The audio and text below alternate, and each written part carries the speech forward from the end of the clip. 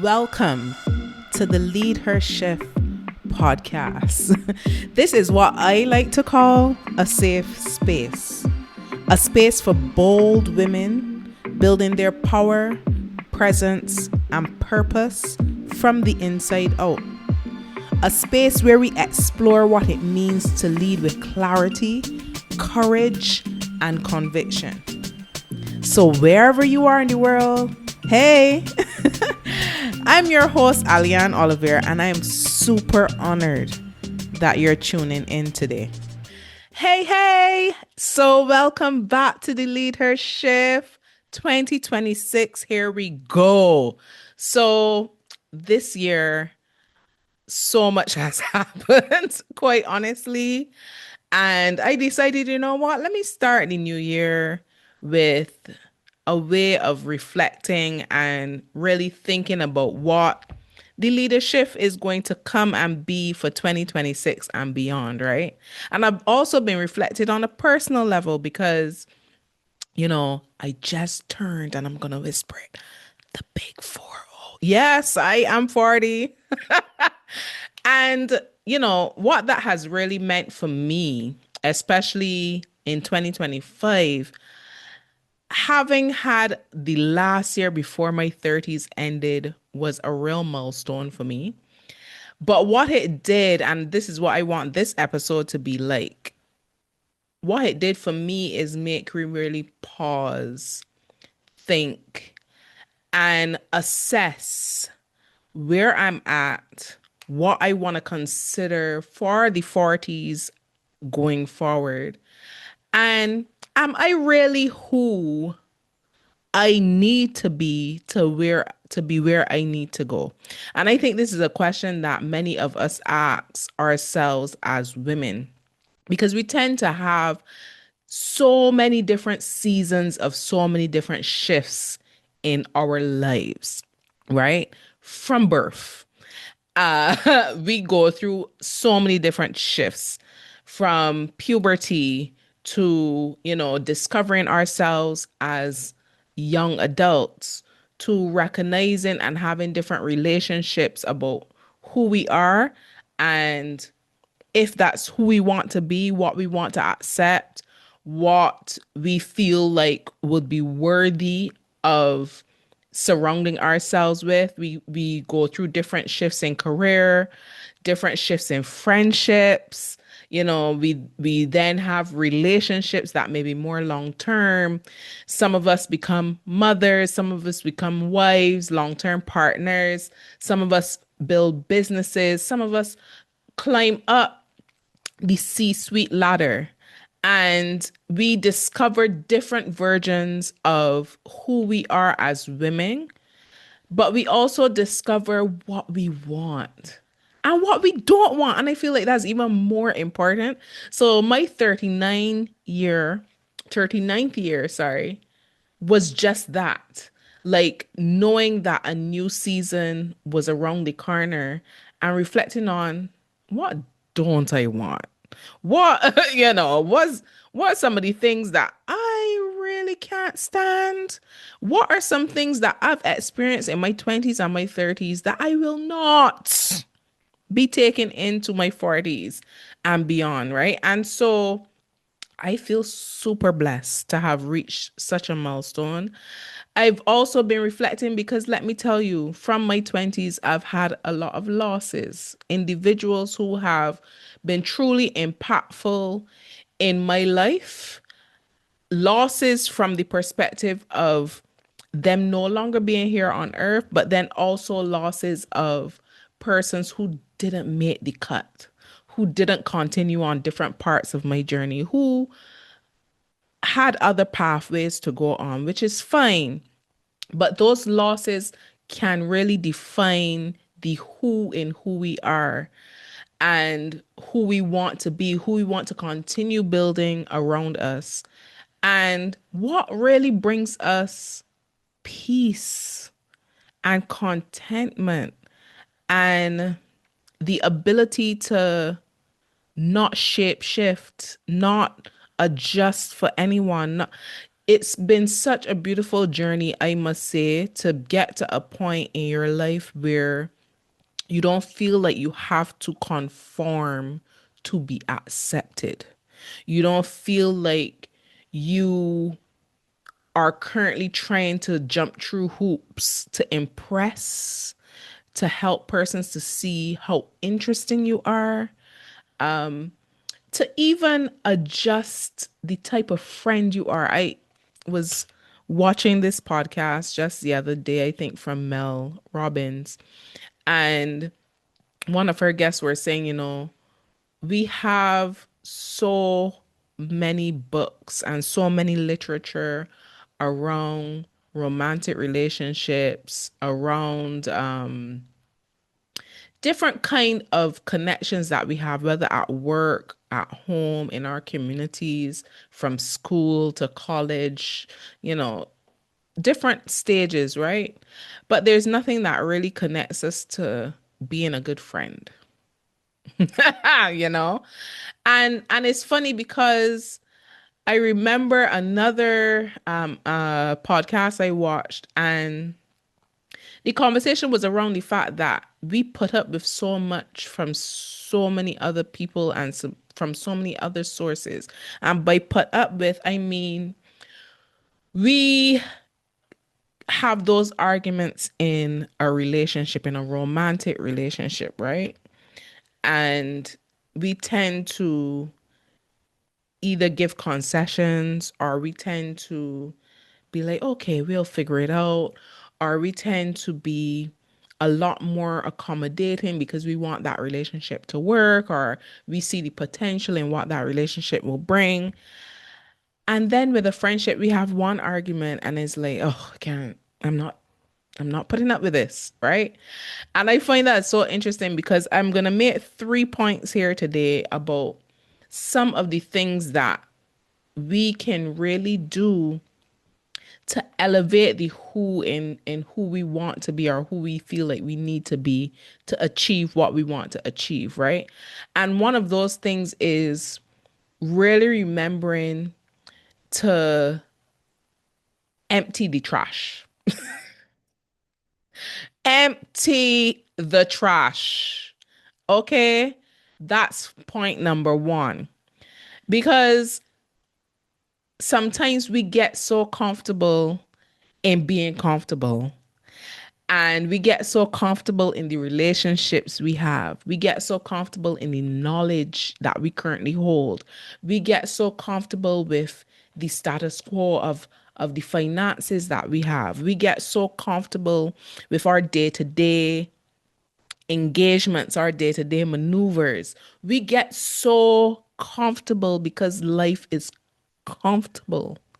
And because we get comfortable being comfortable, we don't assess, we don't adjust, we don't try to fill with more, and or we don't try to empty to have less, having less, problems, having less disruptive conversations, having less people who may not be serving in the best and most positive way in your life in the season that you're in, having less challenges with how you view yourself and your mindset. Because again, emptying the trash doesn't mean that, and trash may be the most loose word there is, but I say that because sometimes we don't we don't recognize that someone's our trash could be another person's treasure, right?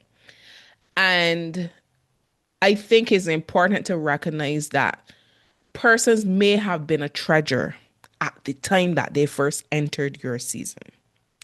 They may have been pure as gold. They may have even been gold plated.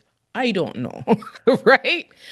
But the rust is starting to show. The blemishes are there. The little dents that are happening and have happened and probably will continue to happen will not shift.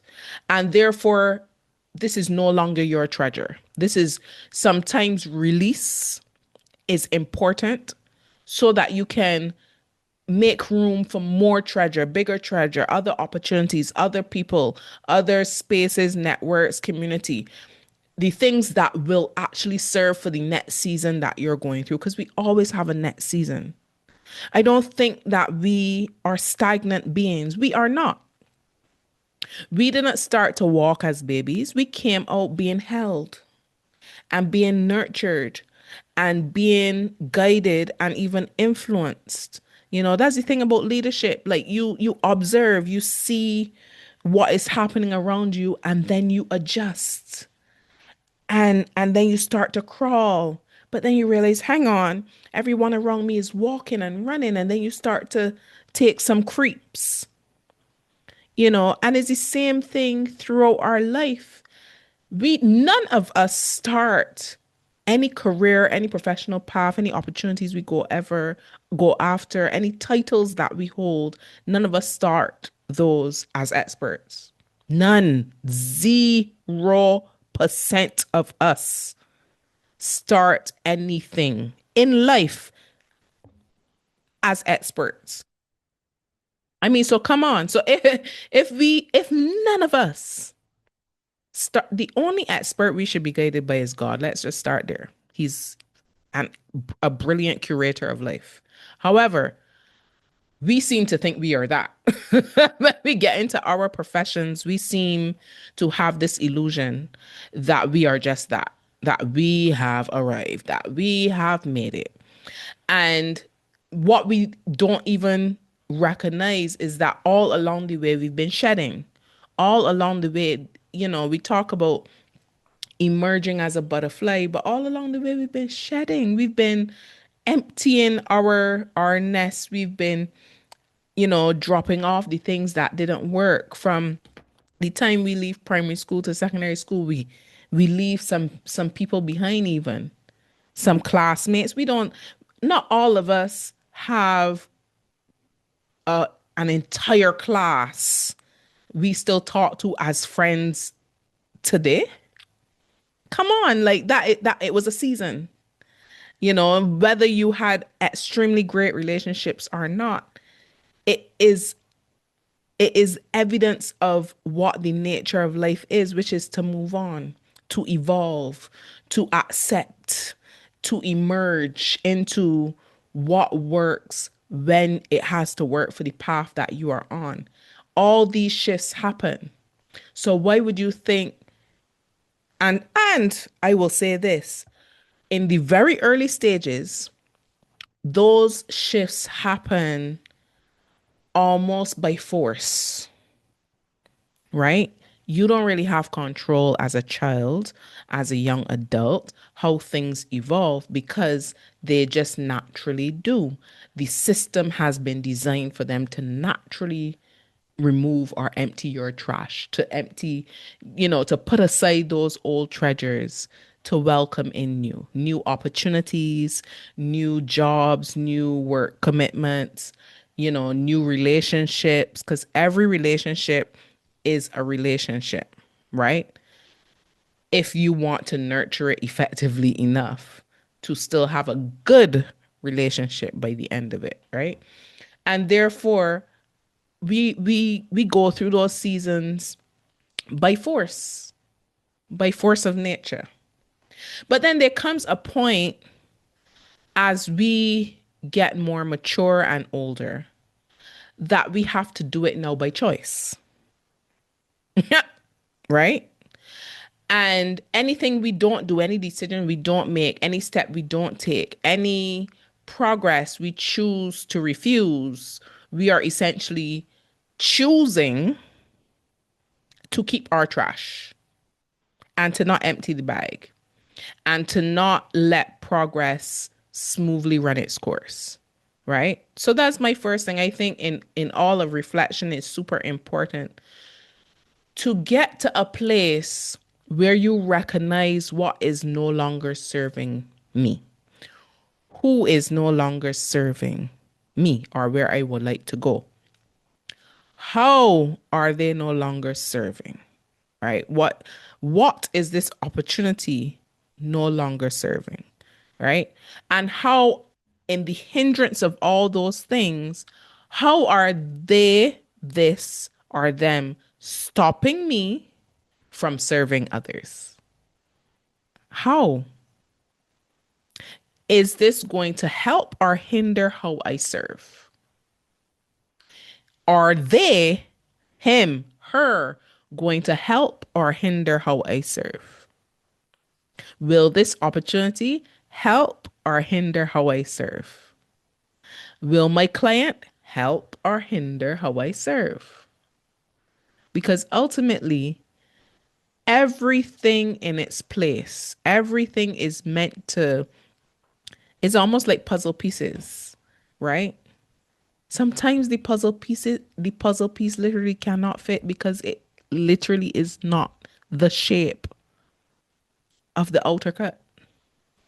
It literally is impossible, right? And we tend to keep people around, stay in spaces that no longer are serving us, are no longer aligned. We tend to hold on for the, but what if? What if they change? What if things get better? What if they eventually recognize my worth and give me an increase in my salary? What if? But what if they don't? And it's not, I think, too much emphasis, you know, as I reflect, I have found that too much emphasis is placed on other people. Sometimes also, too much emphasis is placed on other people making decisions for us, other people providing opportunities for us, other people recognizing our worth, other people seeing and wanting to serve and or be served by us, other people wanting to be good friends, loyal or otherwise. Like, why is the emphasis so outward and not inward?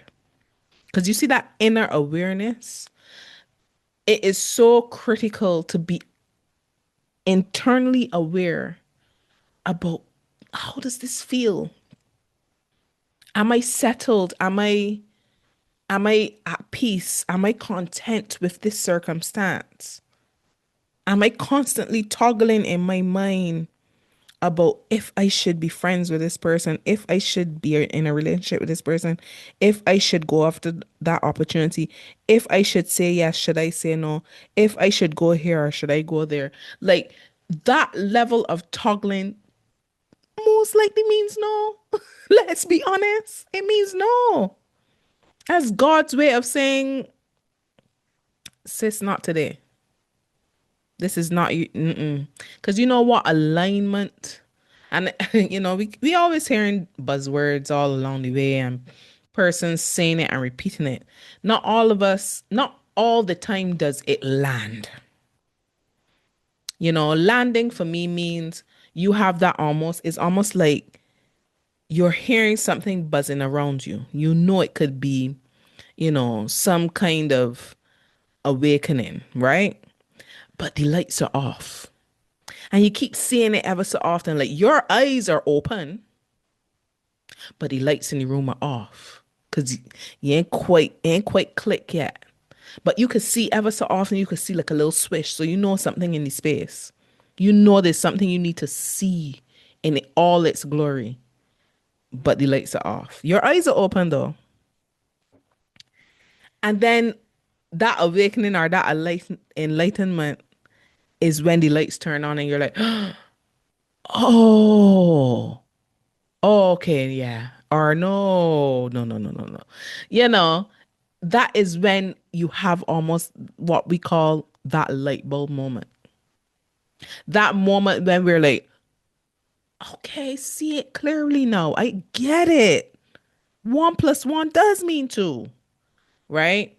And so when I think of alignment, I don't think of it as something that I just know exactly where I'm supposed to go and know exactly what I'm supposed to do. What I think of it is more of, it's almost like when I go shopping. I love to shop. I try to be budget conscious, but retail therapy is a thing for me in different seasons of my life. And we won't get into that. I digress. But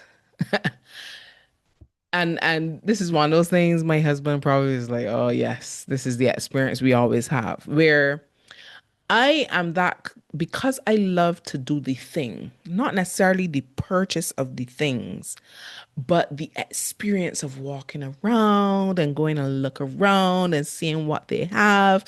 And then I'll go to another store and see what they have. And then I'll be like, okay, well, we got to go back there just in case we don't find any. So I'm like, okay, we'll circle back. I do the circle back thing when it comes to shopping. So that is me. Okay. It's me. So for me, there are those moments where I would walk into a store and to me it's like a no-brainer. It's like, yes, that. I want that now. And that's it. It is bought almost on the spot. Then there are those moments that I'm like, like that.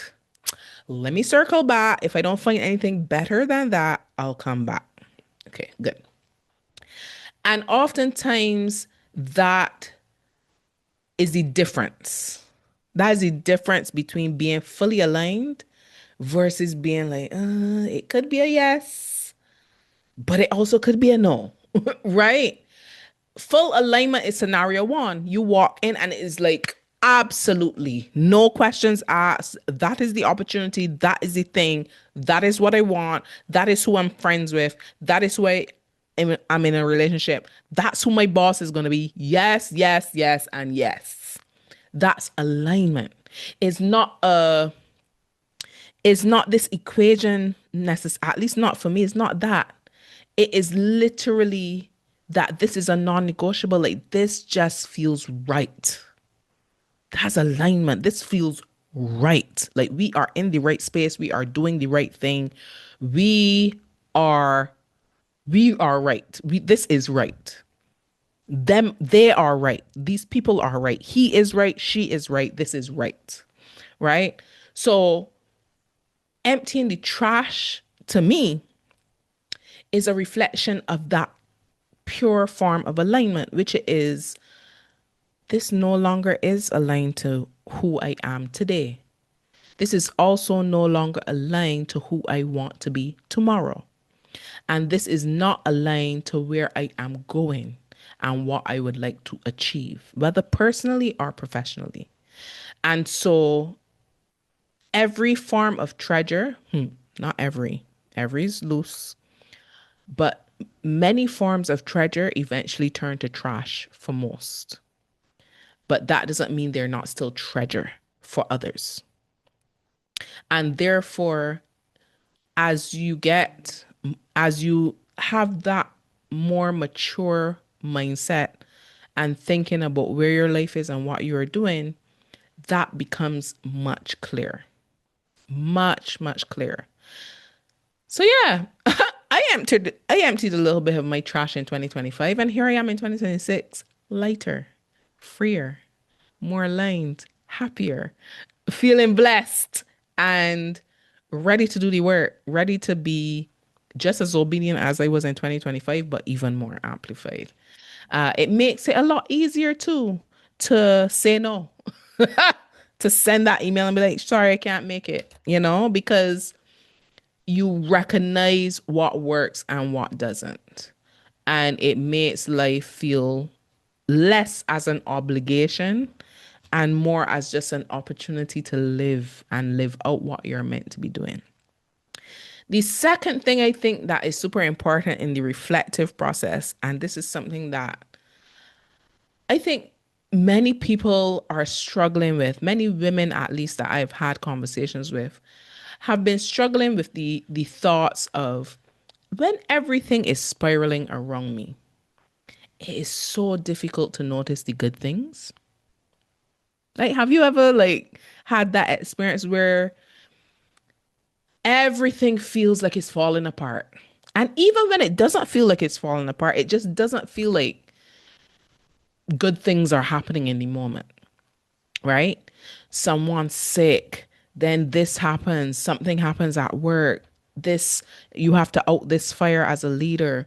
This team member is being insubordinate. This is happening over here. Then you have a financial decision to make as a CEO over here, and it always feels like ooh, like we going in a circus circle essentially.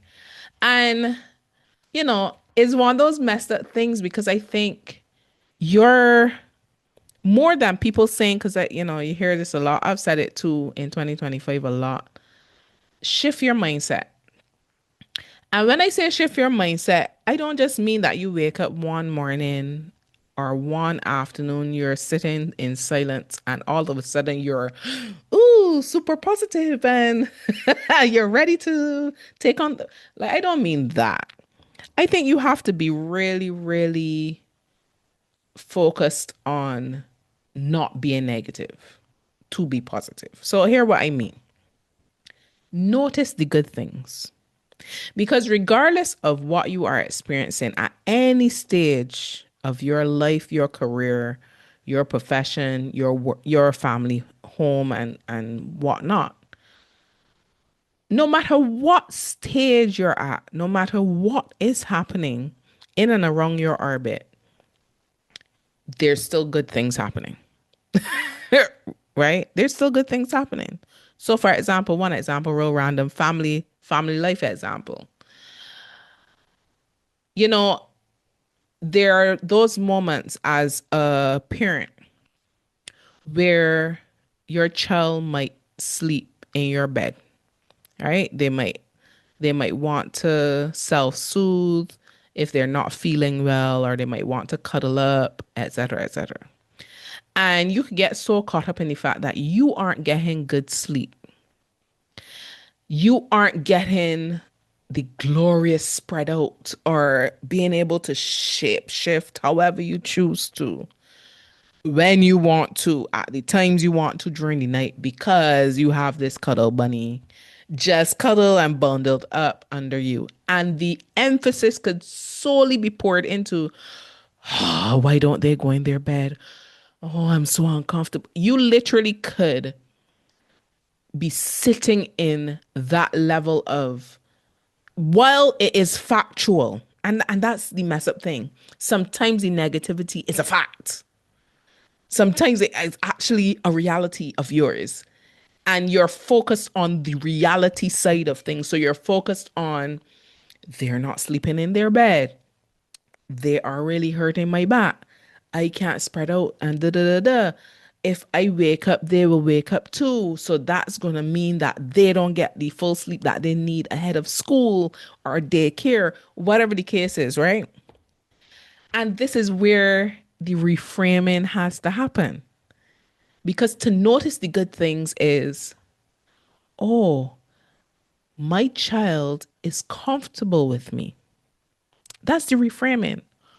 Oh, I am a safe space for them when they aren't feeling well. Oh, I am the one first place they gravitate to receive their comfort. Oh, I get an opportunity to spend that quality time, because there will be a time when they grow older and they won't even want to see me on paper. Can we be honest about it? So you see what I'm saying?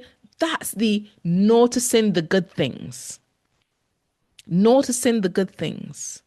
Noticing the experiences that you're having, the people that are surrounding you, the things that are really going well. The things, oh, because they're safe around me, I'm a good parent. Not every parent gets that. Let's just be honest. Not every child feels safe. Children are very intuitive. Not every child feels safe around parents. I ain't talking about those outside the household. I'm talking about parents, those who are present, active parents. Not every child feels that. So we have to acknowledge, and that is just one small example. Another example, let's think about the team member you have in your department who is never on time. Sometimes, well, a lot of the time they're not on time. And on time, I'm not talking about getting to the office. I'm talking about deadlines. I'm talking about meetings that they need to attend. I'm talking about, their presence while they're not on time. They ain't looped in. They're always disheveled, always a 5 to 10 minutes late, whatever the case is, right? And it can be very frustrating as a leader because as a leader, you're like, so we got some things to do. And the focus could be they're way too unproductive. They're not being conscious of other people's time. They are really disrupting the culture. The focus could be that. Notice the good things might be, oh, whenever I send an email, they're going to answer even if it's 11 at night. No, I'm not endorsing this kind of behavior, but I'm just saying, even in the patterns of the bad, there's good. Or another reframing, whenever I ask them to maybe take on a project or do something that they maybe never did, they're very eager to still participate. That's a very good positive. Or whenever I give them some form of feedback on this lateness, on their deadlines, etc., there's never negativity about it. They recognize their own faults. They acknowledge them and they're willing to learn to shift. Another positivity looking at the good, they're willing to learn to shift. They're willing to learn. You know how much people that work for you in teams who could care less to learn?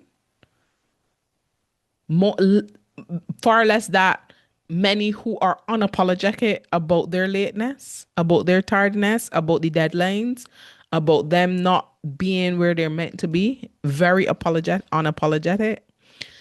So there's always a way to notice the good. Another good. You have a team member who wants to still be here, who is still pushing to do good. Because you could go through the process of finding them another opportunity, i.e., firing them, and then go through another 6 months trying to figure out who else is next, and then repeating that cycle. Do, do, do, do, do. So no, for all the C-suites and all the CEOs and all the entrepreneurs out there, I get it. Not everybody should stick around. Again, empty the trash. That was my point number one. And if there's times when the productivity just don't make sense and or the they no longer fit in what the season or the culture means, they must go. Okay, let's empty the trash. However, we still have to notice the good. And in both of these examples, it is less about the examples and more about the mindset you have as a leader in no longer letting the bad or the inconveniences or the uncomfortable in the moments, the seasonal things derail how you show up and how you think about what is actually happening. Because you could be so focused on sometimes the facts, which could sometimes mean focusing on the negative, that you completely miss the good things, the things that have actually been beneficial, the things that are actually working. And it could derail your mind to the point where you start to think negatively about everything and everyone. And when you start to think negatively, oh, they ain't gonna show up. Oh, we can go a long day ahead. You are constantly going to feel drained. You're constantly going to feel uninspired. You're constantly going to feel like this is just another day, and you're going to be going through life with a heavy burden that doesn't really have to be there because honestly, how we frame, how we look at things is how life ends up. Let's be honest. The more we frame it in a good way, the more we frame it in a positive way, And I'm not saying that bad things don't happen or not so good things don't happen. What I'm saying is how we choose to receive them, how we choose to live and soak up our life in what is happening around us, how we choose to frame what is happening determines how we feel about what is happening, which is two different things. Because a thing could happen, but I can feel okay knowing that, oh, well, there's going to be a shift, or, oh, well, that will work itself out because of how I think, how my mindset is framed. And if I'm constantly in that, fight, fear, or flight mode because I'm worried so much about the negative, naturally negative will keep happening because I can keep, and it isn't that it won't keep happening when I'm looking at the good, but I'm gonna notice it much less. I'm gonna notice it much less because I'm so busy looking at what good surrounds me. Whether it's people, whether it's opportunities, whether it's, work commitments, whether it's team members, whether it's family life, I'm gonna start noticing the good around me, that life is just going to feel good. And I'm sure all of us sitting in this place in this long 6-month January that we all experience, sitting in this place, you're going to remember, oh yeah, life is pretty good. Life is pretty good. If you want it to look that way, because in order for it to look that way, you got to actually notice the good things and force yourself. When we talk about being intentional, intent is really a force by nature. Because sometimes you're forcing a pattern that you wouldn't typically do in your natural state, right? And therefore, the noticing of good things requires you to force yourself to do just that. Force yourself to be present, not just physically present, but mentally checked in, that you can tap in and sometimes verbalize, write it down, communicate it outwardly or even internally. But it helps to even balance your own nervous system. A lot of us get anxious, get very hesitant, is an unstabling feeling generally. And when you start to notice good things, that kind of balances out. It's not the only thing. Let's be clear, but this is more of a reflective state. First thing is emptying the trash. Second thing is noticing the good. And sometimes you need to do both simultaneously. Because sometimes you need to notice the good in order to know what is bad to empty the trash. You see the equation here? And it's super important to not let what we have surrounding us to totally derail us. We have so much going on that it is important to not lose sight of all that we are blessed to be receiving and have been receiving and will continue to receive. The third and final thing is remembering that you are more than. Remembering that you are more than. This was one of those things I really had to, remind myself of, especially in those phases of going from single to married to motherhood, right?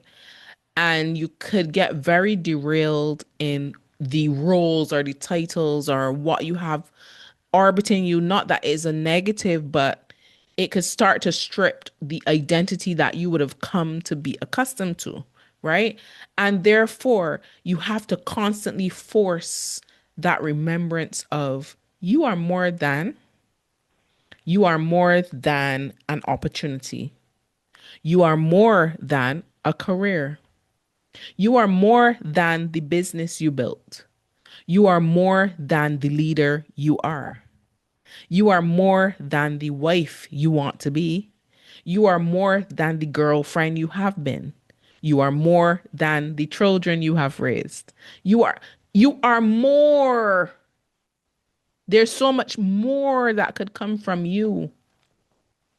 You are more than the paycheck. It reminds me, I was actually, so my husband, bless him, won't talk about the celebrations for my 40th, but he gave me four different gifts, one for each decade of the 40 years that I have lived. And one of the gifts was this book, right?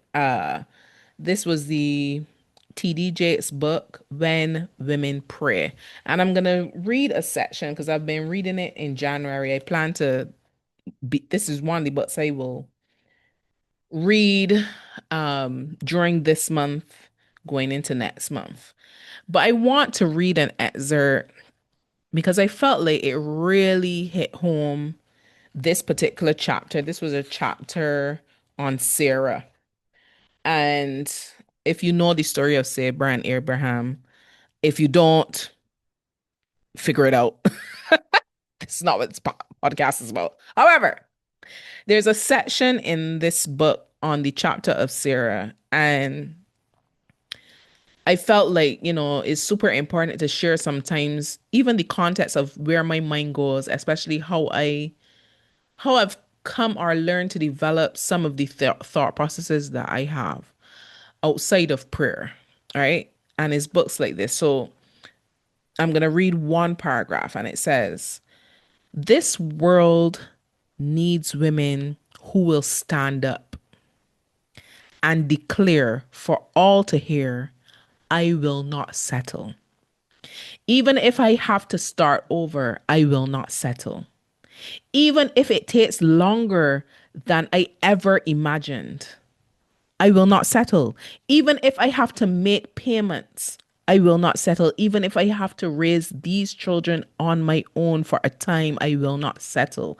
Even if I have to endure a boss who doesn't appreciate me, I will not settle. Even if I have to attend night school, I will not settle. Even if everyone I speak to about God's promises tells me I am crazy and I'm wasting my life, I will not settle."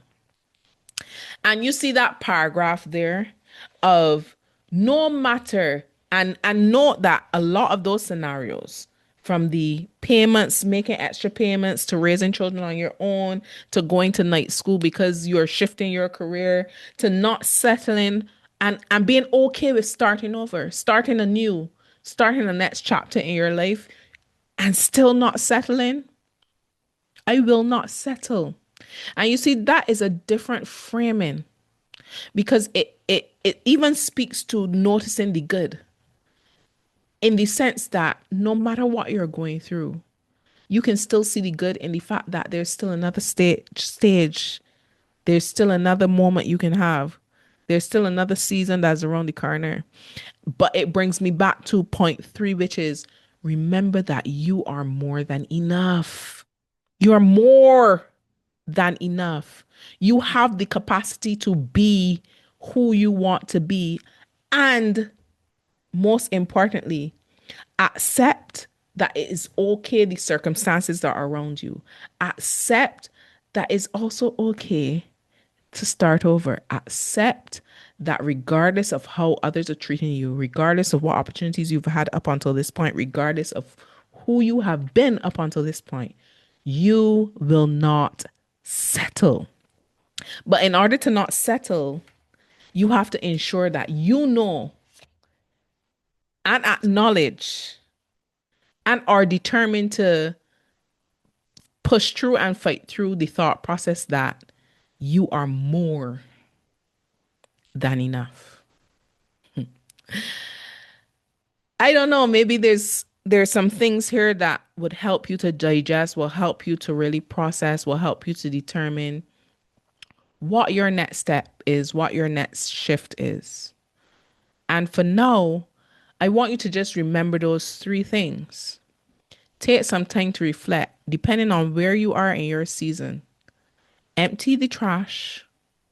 Notice the good things, regardless of what's happening around. And remember, you are more than what?